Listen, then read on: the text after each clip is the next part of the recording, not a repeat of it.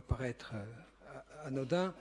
En réalité, lorsqu'on va au fond des choses, puisqu'on ne peut que partager évidemment les domaines de recherche de l'Université de Corse, ça pose d'abord un problème de fond, parce qu'on signe des conventions tripartites et après, respectueux que nous devons être de l'autonomie des établissements de recherche, d'une certaine façon, on laisse filer. Je veux bien entendre qu'il y a une collaboration, et je l'espère, du reste, on ne peut pas en entendre moins avec l'Office hydraulique. Ceci dit, quand on s'intéresse un peu au domaine de l'eau et qu'on lit un peu en profondeur, c'est le cas de le dire, ce rapport, ne serait-ce que le titre, il montre quoi? Il montre qu'il s'agit de travailler sur des masses d'eau douces qui sont profondes et d'étudier un peu l'interface qui existe entre les eaux salées et les eaux douces.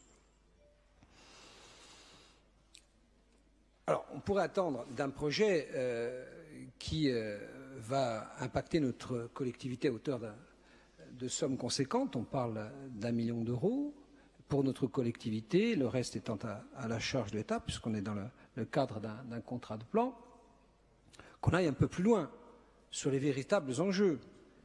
Est-ce que ce rapport est à la hauteur des enjeux tels qu'ils ont été formulés par le SDAGE? Je m'interroge. Est-ce qu'il est opportun d'engager plus d'1,7 million d'euros alors que le château d'eau de Lille, on le sait, c'est pas forcément sur l'interface eau salée, eau douce que les choses se passent. C'est en montagne, c'est dans le rural, c'est là que la ressource se recharge, sont les lacs, les sources. Sur ces points, rien ou si peu.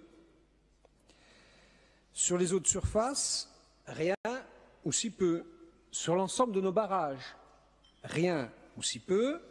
Sur l'impact des changements climatiques, rien ou si peu. Donc je ne veux pas me livrer à un inventaire à l'après-vert.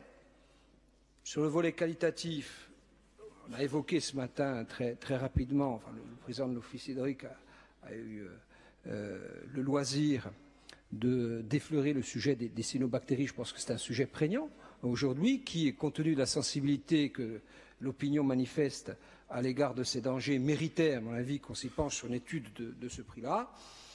Bon, j'ai envie de dire que dans ce qui nous lie à l'université sur ces sujets d'importance, je pense il serait de bonne loi que nous renforcions vraiment des liens tout en étant respectueux de l'autonomie des instituts de recherche.